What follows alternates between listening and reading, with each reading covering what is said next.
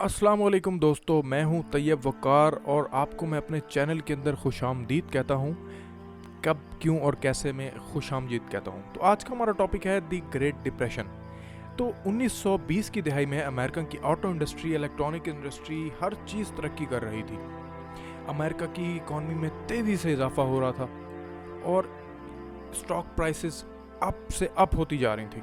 ज़्यादा मुनाफे को देखते हुए कंपनीज के मालिकान ने प्रोडक्शन और ज़्यादा बढ़ा दी थी। एक आम इंसान भी इस मुनाफे को देखते हुए मुख्तलिफ कंपनीज के शेयर्स बगैर किसी एनालिसिस के खरीद रहा था और लोगों की दिलचस्पी इस मुनाफे में इस हद तक बढ़ चुकी थी कि वो कंपनीज के शेयर्स बगैर स्टॉक की एनालिसिस किए बैंक से कर्जा लेकर स्टॉक मार्केट के अंदर डाले जा रहे थे। उस वक्त एक मिथ जो है वो क्रिएट हो चुकी थी मार्केट के अंदर, जैसे कि स्टॉक मार्केट में पैसा डालो और वहाँ से प्रॉफिट बनाओ और साइड पे हो जाओ। ये अमेरिकन के अंदर क्रिएट हो चुकी थी मिथ। फिर जिसकी वजह से स्टॉक की जो प्राइसेस थी वो इतनी ओवर वैल्यूड हो चुकी थी। इसी को देखते हुए जब ओवर वैल्यूड हुई तो यहीं से अमेरिका का जो है वो डाउनफॉल स्टार्ट होता है। इस कीमत को, शेयर की कीमत को कंट्रोल करने के लिए, कम करने के लिए अमेरिका के सेंट्रल बैंक ने एक सबसे बड़ी गलती की। वो गलती क्या थी? इसकी कीमत को कम करने के लिए अमेरिकन बैंक्स ने शरह सूद के अंदर इजाफा कर दिया, जिससे कंस्ट्रक्शन इंडस्ट्री और ऑटो इंडस्ट्री के ऊपर बहुत गहरा असर पड़ा। यहाँ तक कि बहुत सारी कंपनीज बंद होना स्टार्ट हो गई।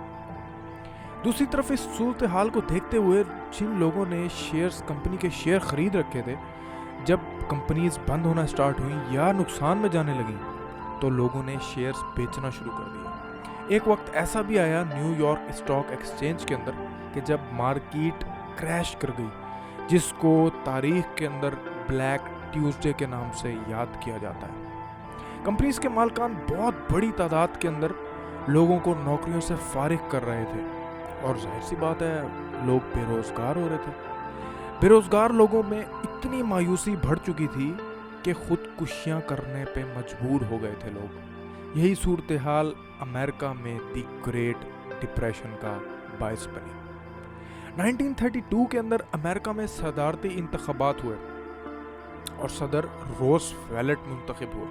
रूजवेल्ट ने माशी बहरान पे काबू पाने के लिए ठोस इक़दामात किए, जैसे कि उन्होंने बहुत सारे मेगा प्रोजेक्ट्स स्टार्ट किए, जिसके अंदर से सरे फहरस्त जो है वो हॉवर्ड डैम है, आज भी है और वो एक शाहकार है कंस्ट्रक्शन का। इसके अलावा प्रेसिडेंट रूजवेल्ट ने बैंकिंग सिस्टम के अंदर भी बहुत सारी इस्लाहात की।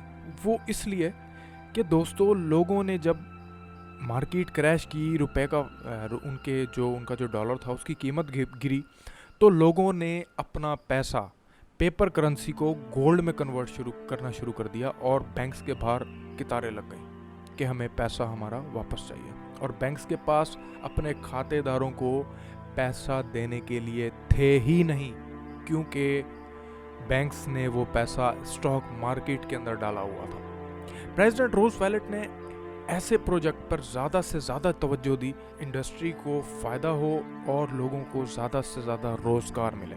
इसी तरह 1938 के अंदर अमेरिका काफ़ी हद तक इस माशी बहरान से काबू पा चुका था, लेकिन जंग अजीम दोहम में फिर माशी बदहाली का शिकार हो गया। दूसरी जंग अजीम के बाद अमेरिका 1960 से 70 के दहाई में अमेरिकन इंडस्ट्री ने बहुत तरक्की की, जिसे इंडस्ट्रियल रेवोल्यूशन के नाम से याद किया जाता है। ये क्या थी, इसके बारे में हम एक और वीडियो बनाएंगे। उम्मीद है दोस्तों आपको ये वीडियो पसंद आई होगी। अगर आपको वीडियो ये पसंद आई है तो काइंडली चैनल को सब्सक्राइब ज़रूर कीजिएगा और अपनी कीमती राय से आगाह कमेंट्स में हमें ज़रूर कीजिए। शुक्रिया।